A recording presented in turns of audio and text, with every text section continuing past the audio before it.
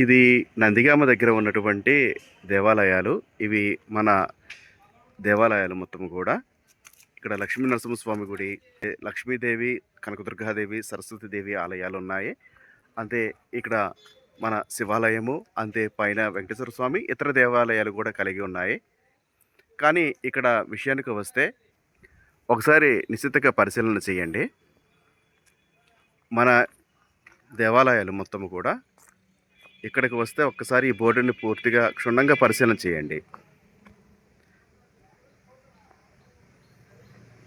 Board మీద మీకు పూర్తిగా అడ్రస్ కూడా కనిపిస్తూ ఉంటుంది.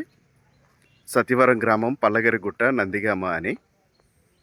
చూడండి, ఇక్కడ కొంచెం ముందుకు వెళితే ఇలాగా ఏటికి వెళ్ళే దారి కనపడుతూ ఉంటుంది. ఇక్కడ నుంచి కొంచెం లోపలికి వెళ్తుంటే నేనైతే అక్కడికి వెళ్ళడం లేదు.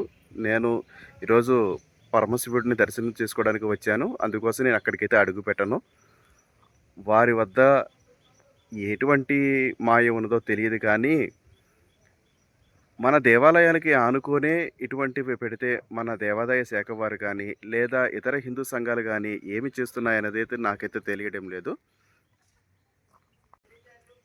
ప్రతి ఒక్కరు కూడా చూడండి, మన దేవాలయాలు పరమేశ్వరుని యొక్క ఆలయము. భక్తులు అభిషేకం కూడా చేస్తూ ఉన్నారు. చూడండి, దయచేసి హిందూ సంఘాల వారు కానీ ఎవరైనా కానీ దీని మీద స్పందించాలని కోరుకుంటున్నాను.